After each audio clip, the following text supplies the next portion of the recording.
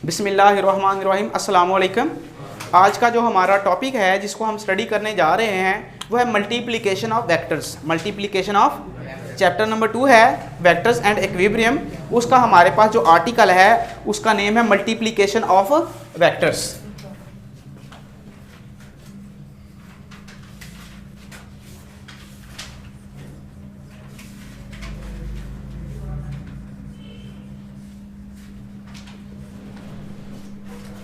Multiplication of vectors.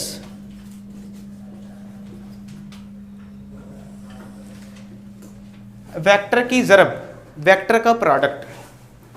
तो बेटा एक बात याद रखें, वेक्टरों को, जो वेक्टर्स हैं हमारे पास, इनको हम यहाँ पे दो तरीकों से मल्टीप्लाई कर सकते हैं। कितने तरीकों से मल्टीप्लाई कर सकते हैं? There are two ways, two method for the multiplication of the vectors, of the vectors. Number 1 is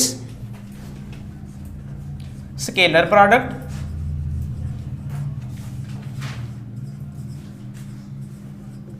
scalar product का एक और नाम है जिसको हम डॉट प्रोडक्ट भी कहते हैं। क्या नाम है इसका? Dot product. Okay. Second one is जो मल्टीप्लिकेशन ऑफ वेक्टर्स है उसकी सेकंड जो हमारे पास टाइप है उसका नेम है वेक्टर्स प्रोडक्ट। Vector product. और इसका एक और नेम भी है जिसको हम कहते हैं क्रॉस प्रोडक्ट। क्या कहते हैं जी? Cross product.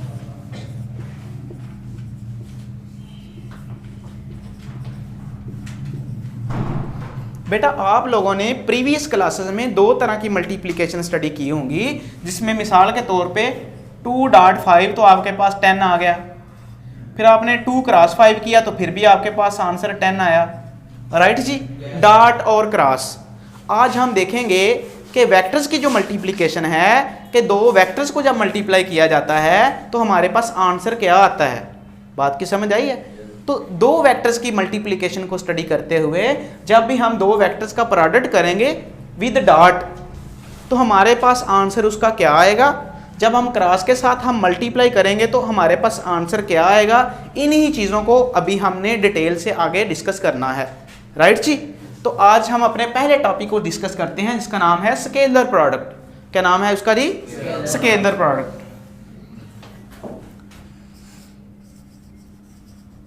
Scalar product.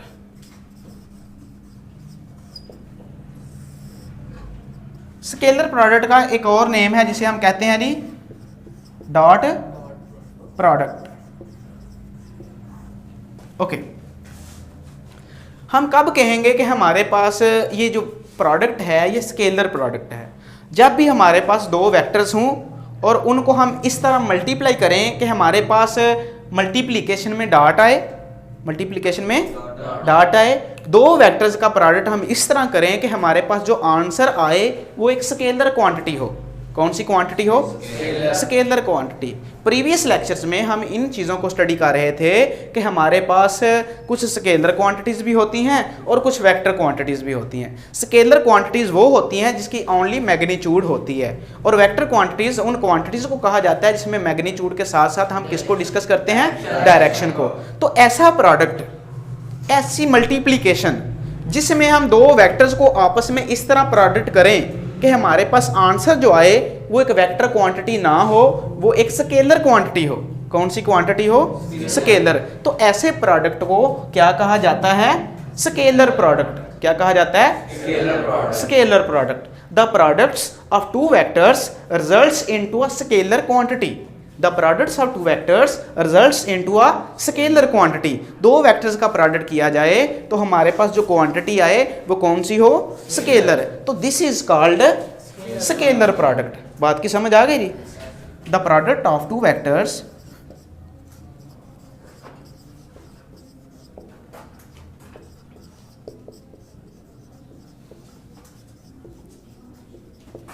results into a scalar quantity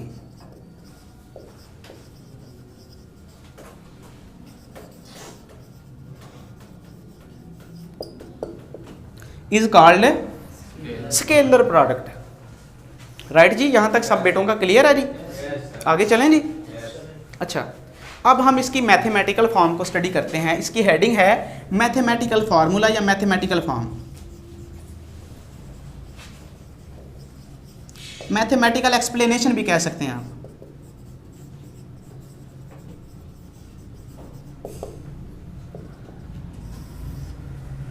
We can explain the mathematical explanation with the help of diagram. With the help of diagram.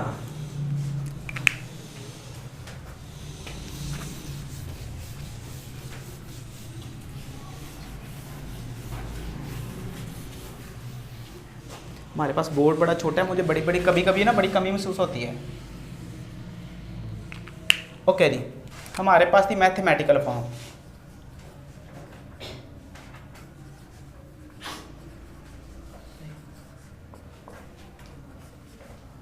Explanation, मेरी राइटिंग की समझ आती है?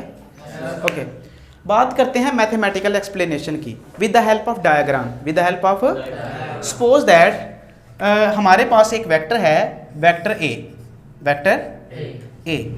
हम इसका प्रोडक्ट करते हैं किसी बी वेक्टर के साथ। हमने अभी अभी डेफिनेशन में बात की, the product of two vectors, the product of, हम दो वेक्टर्स का प्रोडक्ट करने लगे हैं। सपोज हमारे पास एक वेक्टर है जिसे वेक्टर ए कहा है हमने, और इसके साथ हमने प्रोडक्ट किया एक और वेक्टर का जिसका नाम हमने रखा है वेक्टर बी। यहाँ तक बात क्लियर है? Vector A and vector B make an angle of theta, right ji?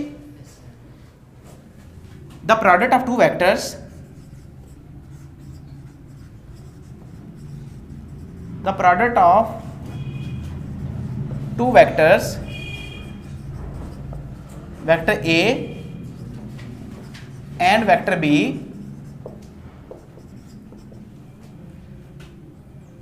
and make an angle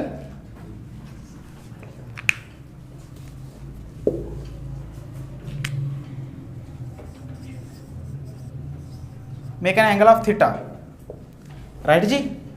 तो हमारे पास जो आंसर आएगा वो ये होगा, vector A dot vector B, this is equal to the magnitude of A vector, magnitude of B vector and angle between them, और इन दोनों के दरमियान का एंगल कॉस थीटा। हमारे पास आपने ये बात याद रखनी है, जब हम डॉट की बात करेंगे, डॉट को ख़त्म करेंगे तो हमारे पास कॉस थीटा आएगा, और जब क्रॉस आएगा तो क्रॉस को ख़त्म करेंगे तो हमारे पास साइन थीटा आएगा। हम नेक्स्ट लेक्चर में इस चीज़ को डिटेल से डिस्कस करेंगे कि हमारे पास डॉट में कॉस थीटा क्यों आता है और साइन थीटा क्यों नहीं आता, और साइन थीटा अगर क्रॉस प्रोडक्ट में आएगा तो कॉस थीटा क्यों नहीं आता। बात की समझ आई है? ओके जी। तो हमारे पास ये इसकी मैथमेटिकल फॉर्म हो गई कि यानी कि दो वेक्टर्स को जब आपस में डॉट प्रोडक्ट किया जाता है तो हमारे पास उन वेक्टर्स की मैग्नीट्यूड आती है और साथ हमारे पास उसका एंगल आता है।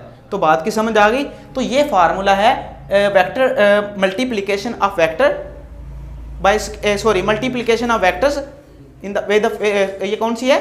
Dot product. कौन सी? डॉट प्रोडक्ट मल्टीप्लिकेशन, या इसका एक और नाम था स्केलर प्रोडक्ट। कौन सा नाम था जी? Scalar product. क्लियर हो गया जी? अच्छा, हम इसकी एग्जांपल्स की बात करते हैं। Examples,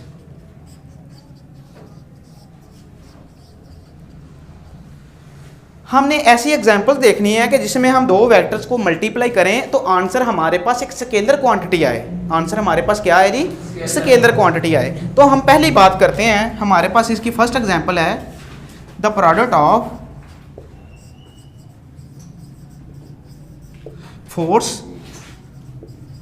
and velocity, force and velocity. The product of force and velocity is called power, is called is power. हमारे पास वो पावर होगी कैसे? देखिए, हमारे पास ये फोर्स है और जब इसका v के साथ एक डॉट प्रोडक्ट किया जाता है तो हमारे पास एक नई क्वांटिटी आती है, वो पावर होती है। वो क्या होती है जी? Power is a scalar quantity. Power is a, force is a vector quantity, velocity also a vector quantity. तो जब हमने बोथ को मल्टीप्लाई किया, डॉट के साथ, तो हमारे पास एक नई क्वांटिटी आई जो कि एक स्केलर क्वांटिटी है। तो डेफिनेशन में हमने ये चीज़ पढ़ी थी कि दो वेक्टर्स को जब प्रोडक्ट किया जाए तो हमारे पास रिजल्ट कौन सी क्वांटिटी आनी चाहिए, स्केलर। तो ऐसे प्रोडक्ट को स्केलर प्रोडक्ट कहा जाता है, राइट जी। सेकंड एग्जांपल की बात करते हैं जी। Second example, the product of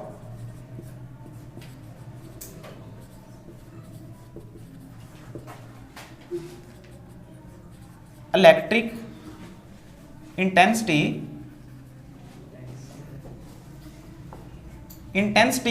and area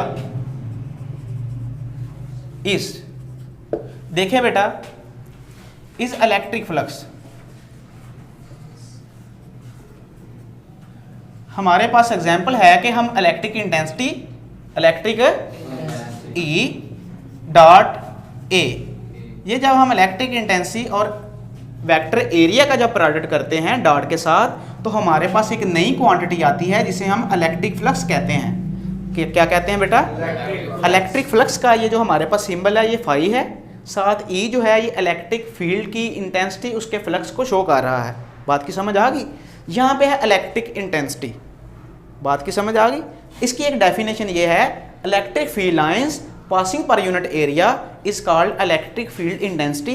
बात की समझ आ गई। इसकी मैं मिसाल कुछ इस तरह से देता हूं कि आपके पास कोई एक विंडो है, क्या है जी, विंडो में से अगर आपके पास हवा अंदर इंटर हो रही है, तो आप अगर मुझे ये बताएं कि विंडो छोटी होगी तो हवा कम आएगी, बड़ी कर लें तो हवा थोड़ी सी ज़्यादा आएगी, और बड़ी कर लें तो और ज़्यादा आएगी। तो हम कहेंगे अगर बड़ी विंडो है तो हवा की बड़ी शिद्दत है, बड़ी तेज़ी से हवा अंदर आ रही है।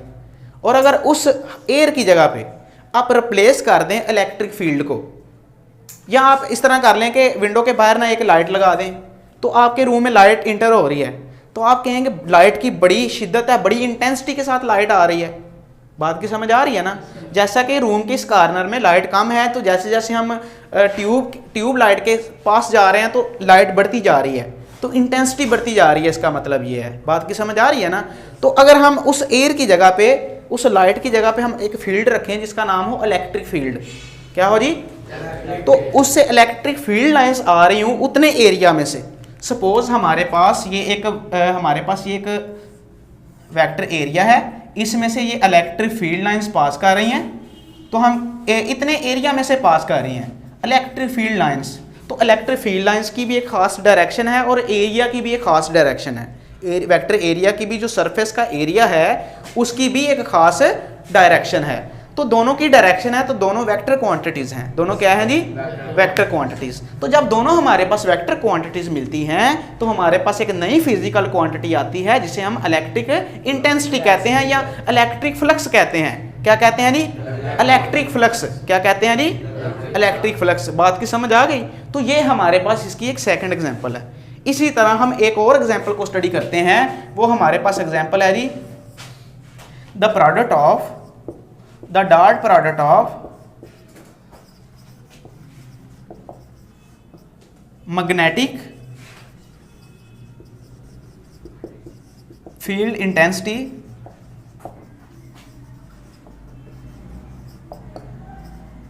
and area is। अब यहां पे देखें, हमारे पास जब मैग्नेटिक फील्ड इंटेंसिटी को एरिया से मल्टीप्लाई किया जाए डॉट के साथ, एक नई फिजिकल क्वांटिटी आती है जिसे हम मैग्नेटिक फ्लक्स कहते हैं। क्या कहते हैं, ये था हमारे पास electric field lines passing per unit area, passing through a certain area is called electric flux. और अगर इलेक्ट्रिक फील्ड की जगह पे आप मैग्नेटिक फील्ड लगा दें, सपोज यहाँ पे एक मैग्नेट रख दें, उसका नॉर्थ पोल है, तो नॉर्थ पोल में से मैग्नेटिक फील्ड लाइंस जा रही हैं, ओरिजिनेट हो रही हैं, तो हम कहेंगे तो magnetic field lines passing per unit area is called magnetic flux, is called.